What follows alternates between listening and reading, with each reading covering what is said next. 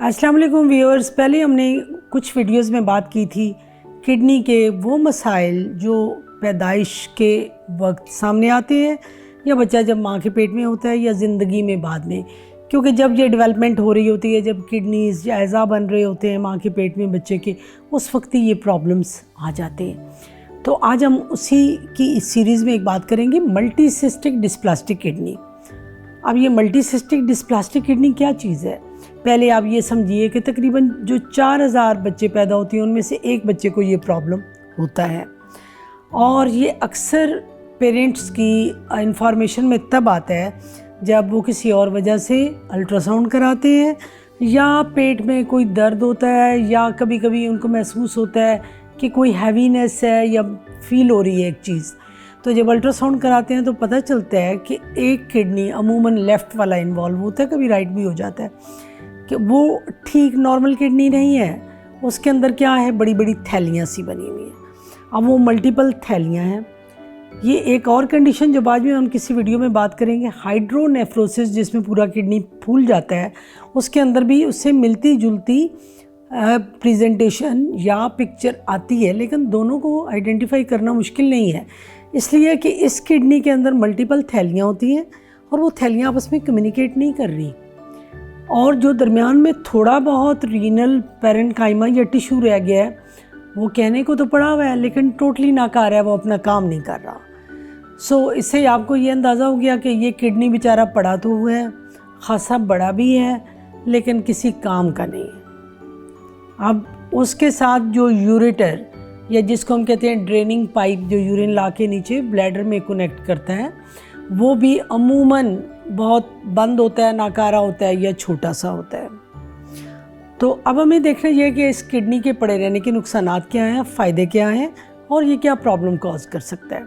पहली बात तो ये है कि जब भी किडनी जिसका अपना फंक्शन ठीक नहीं है, जिसकी स्ट्रक्चर ठीक नहीं है, और उसके अंदर कोई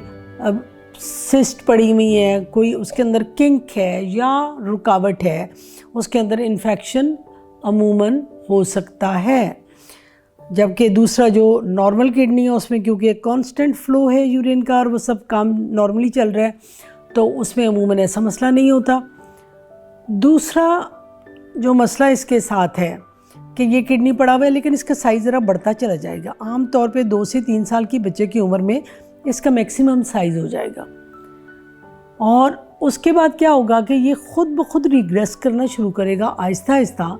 और generally by 6 to 7 year of age involute हो जाएगा, ख़त्म हो जाता है। तकरीबन 50% बच्चों में ऑटोमेटिकली ये तकरीबन ख़त्म हो जाता है। कभी कभार ऐसा होता है कि ना इसका साइज़ कम होता है, ये पड़ा रहेगा, इसकी वजह से प्रॉब्लम आ सकते हैं, और आप यूँ समझिए कि कोई 1000 अगर मल्टीसिस्टिक डिस्प्लास्टिक किडनी के बच्चे हैं तो उनमें से किसी एक बच्चे को इसकी वजह से बहुत हाई ब्लड प्रेशर होगा, तो उस सूरत में हमें ये किडनी सर्जिकली निकालना पड़ सकता है। और दूसरा गुर्दा क्योंकि बिल्कुल ठीक है तो कोई इतने रिस्क की बात नहीं है, वो ठीक नॉर्मल फंक्शन चलाएगा और उसके लिए वही आपको एहतियाती तदाबीर करनी होगी जो पहले भी मैंने बताई है कि आपका सिंगल किडनी है तो आपने उसको संभाल के रखना। तकरीबन 20 से 25% केसेस में मल्टीसिस्टिक डिस्प्लास्टिक के साथ यूरेटेरिक रिफ्लक्स भी हो सकते हैं, जिसको VUR बोलते हैं। सो जब आपका पीडियाट्रिक नेफ्रोलॉजिस्ट इन चीज़ों को देखेगा डिटेल में, तो साथ ही साथ VUR को भी देखा जाएगा और आपको कंप्लीट अवेयरनेस दे दी जाएगी। तो आपको इस वीडियो को आप देखिए, अगर आपको कोई क्वेश्चंस, क्वेरीज या कंसर्न है, या आपकी फैमिली में या किसी जानने वाले में ऐसा कोई केस आपने देखा है, तो you can always ask question, I am ready to answer. पहले भी मैंने कुछ सवालों के आपके जवाब दिए, तो मुझे ये लगेगा कि आप लोग वाकई जो सिर्फ एक आप जॉय के लिए वीडियोस या वो चीज़ें नहीं देखते, बल्कि वाकई पाकिस्तानी पॉपुलेशन अवेयरनेस और इन्फॉर्मेशन और अपनी हेल्थ के हवाले से भी वाकई कॉन्शियस है, और ये चीज़ें आपको मज़ीद क्लैरिटी देती रहेंगी और आप अपने बच्चों को आप बेहतर तरीके से हैंडल कर सकेंगे।